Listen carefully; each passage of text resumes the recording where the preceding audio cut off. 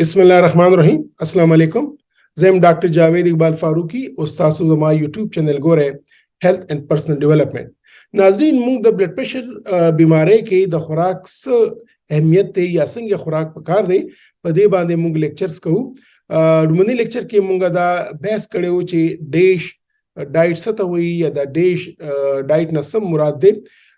نن به موږ په لیکچر کې دا ډسکشن کوو، دا بحث کوو چې که چاته بلډ پریشر مریض یا د بلند فشار خون بیماری تشخیص وشي نو هغه ته په خوراک کې کوم کوم څیزونه دي چې په هغه باندې مکمل منی دي چې هغه خوراک سره د هغه بلډ پریشر ته نقصان رسیدي شي، هغه بلډ پریشر سیوا کېدی شي او د بلډ پریشر د وجه نه چې کوم په مختلف اعضاء باندې نقصان کېدی شي هغه خطر مرته سیوا کېدی شي. نو نن زموږ د لیکچر عنوان به چې د بلډ پریشر مریضانو ته کوم خوراک څیزونه مکمل طور باندې منع دي. نو نن ناظرین څنګه چې ما تاسو ته وایي چې نن د لیکچر عنوان دی چې د بلډ پریشر مریض به کوم څیزونه مکمل طور باندې نه خوري. تاسو ته اوس دا اندازه شي وي چې د مختلف بیماری په سلسله کې چې زه کوم د خوراک باندې خبرې کوم زه هغه په درې ګروپس کې تقسیموم. څنګه د ټریفک درې لایټس دي، سره بتای ده او زیړه بتای ده او شنه بتای ده.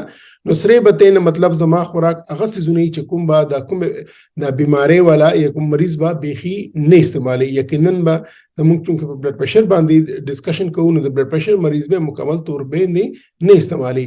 بیا د زیړه بتای نه مراد هغه خوراک څیزونه دي چې کوم د بلډ پریشر مریض خوړی شي خو مقدار به کم ساتي. او د شنه بتای یا د گرین لایټس نه مطلب هغه خوراک څیزونه دي چې کوم د بلډ پریشر مریض خوړی شي چې څومره د خوخي. ما چونکه تاسو ته وایي چې نن زموږ د لیکچر عنوان دی چې کوم څیزونه به نه خوري، نو نن زموږ د ریډ لایټ باندې به موږ خبرې کوو چې کوم څیزونه د ریډ لایټ سره دي چې هغه د بلډ پریشر مریض هغه نه مکمل طور باندې پرهیز کوي. نو لومړنی خدا سیز دی که د چاته بلډ پریشر شي وي نو هغه باندې دا مکمل باندې دا چې دا به په یو صورت کې هم سیګریټ نوشي یا تمباکو نوشي نه کوي، تمباکو نه به پرهیز کوي. چای د تمباکو چې دی هغه د سیګریټ په انداز باندې دی هغه سیګریټس کی یا هغه چې دی هوکس کی یا چې دی هغه شیشس کی. د نن سبا دا ډېر په ځوانانو کې دا شی ډېر عام دی. یا چې دی هغه نسوار کوي. نسوار خو زموږ په علاقې طرف ته ډېر زیات عام دی. نو نسوار، سیګریټ، هوکا، شیشه دا ټول څیزونه چې دي د بلډ پریشر مریض ته مکمل طور باندې منی دي ځکه چې دی سره یو خو فشار سیوا کیږي، بل فشار سره سره چې دی د رګونه چې دي د بدن هغه ته هم نقصان رسی او داسې کس ته چې دی فالج خطر زیات شي، داسې کس ته چې دی د هارت اٹیک خطر زیات شي او داسې کس ته چې دی د ګردو خرابېدو خطر هم زیات شي او داسې کس ته موږ د لیدل چې هغه چې ګرم په خرابېږي. او د نه علاوه د هغې د معدې او د خوراک نه لږ کینسر وجه هم کېدی شي.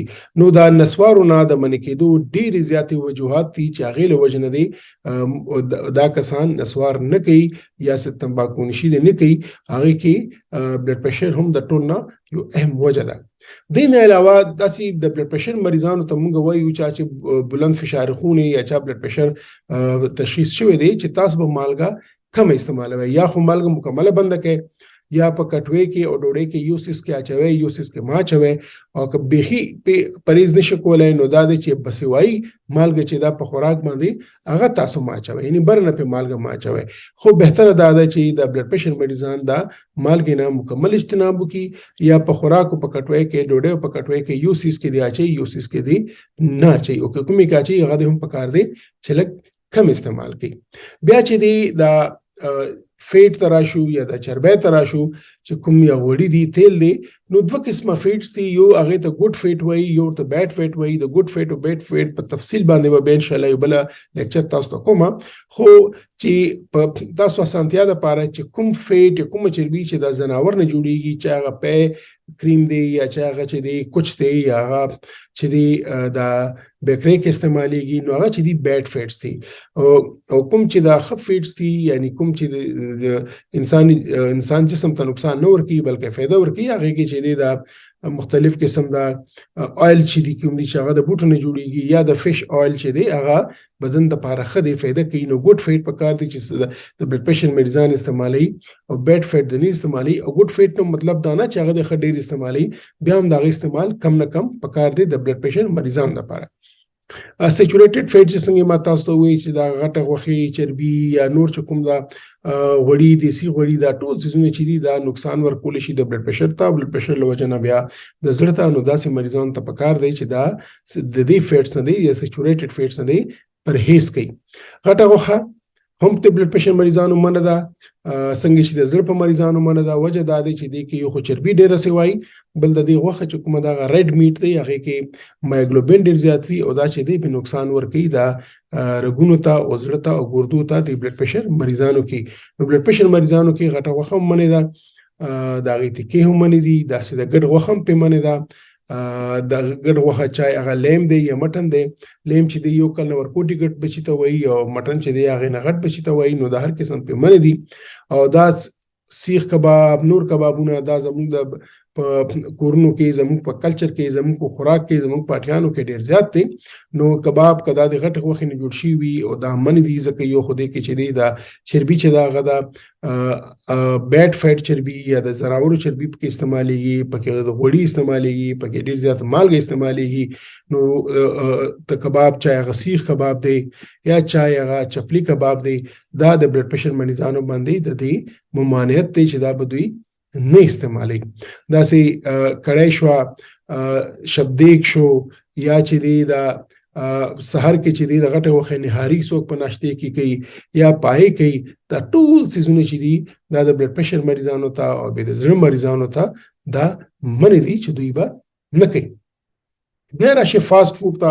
فاست فود نن سبا ډیر عام شوی دی هر یو کس خوري. نو فاست فود کې شاورما چې دا دام په منه د زکه دی کې چې کوم فیټ ډیر سوای دی کې چې دی د سیچوریټډ فیټ ډیر سوای بل دی کې چې دی غوړي هم غوړو سره سره دی مالګه ډیر استعمالېږي. نو غټه وخم پکې عموما استعمالېږي. چکن شاورما وی غوړي پکې دا از پکې کمی چربي پکې کمی بیا خو ټیک دی خو عموما چې دی دا یو ان هیلدي ډایټ دی د بلډ پريشر مریضانو لپاره. نو شاورما نه دی پرهیز کوي دا سه برګر شوي پیزا شو دا ټول سيزونه چپس شو دي کې مالګه استعمال زیات کیږي دي کې د غوړو استعمال زیات کیږي. نو دا سيزونه هم د بلډ پريشر مریضانو باندې من دي. د سره ناشته کې حلوا پوری دا هم من ده ځکه دي کې غوړي سوای دي کې د خواږه سيزونه هم سوای. نو دا هم د ډیش ډایټ کې تاسو یاد شي ما تاسو سره خبره کړې و نو هغه کې چې کومه کې چینی زیاتې کوم کې غوړ زیاتې دا سيزونه به دا بلډ پريشر مریضان نه استعمالي. پراټې بلډ پريشر مریضانو باندې منې دي ځکه دې کوم چې دی یو خو نشاسته زیاتې بل پکې دا چې دی کې غوړم زیاتې نو دا هم په داسې مریضانو باندې منې دي. پراټې سره کوچ دا هم منې دي. د نه علاوه چې کوم پنیر چې هغه کې کفیټ سوای نو دا هم د مریضانو باندې منې دي. د سره د پې ملای چې کومه ده دا هم زموږ د ناشتي زموږ د خوراک یو لازمي حصہ ده زموږ کلچر حصہ ده. خو د بلډ پريشر مریضانو باندې او د زړه مریضانو باندې دا په ملای چې دا هم په منې دي ځکه دې سره بیا نقصان رسي. دا سه کدا بلډ پريشر مریض پیسکل غواړي نو هغه ته پکار دي چې هغه نه ملای لري کوي او لازمن دي چې خو ملای بل لري کوي ځکه ملای په هغه ملای سره سکي نو دا هم داغه رګونو ته او دغه زړه ته او ګردو ته نقصان رسول شي. ناظرین نن موږ ډسکشن وکړو چې دا خوراک کې کوم داسې سيزونه دي چې هغه د بلډ پريشر په مریضانو باندې مکمل طور باندې منې دي ځکه کدا بلډ پريشر مریضان داسې سيزونه خوري نو یو خو د دې سره د بلډ پريشر سیوا کې دي شي او بلډ پريشر سیوا کې دوه سره سره د دوی تفالج اٹیک کی دی شي د زړه اٹیک کی دی شي د دې ګردې خراب دي شي ځکه چې دا ټول سيزونه چې دي دا د رګونو ته نقصان ورکوي او چې کله بلډ پريشر مریض کې رګونه کمزوري شي یا رګونه خو مکه تنگ شي نو بیا د ټول مسلې کیږي. راتلونکي ویډیو کې به ان شاء الله به موږ دا ډسکشن کوو چې خوراک کوم سيزونه دي چې دا بلډ پريشر مریض خوري شي خو په کم مقدار کې تر هغه پورې تاسو اجازه غواړم خپل ځان خیال ساتئ. بیا به ملاويږو په دویم لیکچر کې د خوراک هغه سيزونو سره چې کوم د بلډ پريشر مریض خوري شي خو په کم مقدار کې.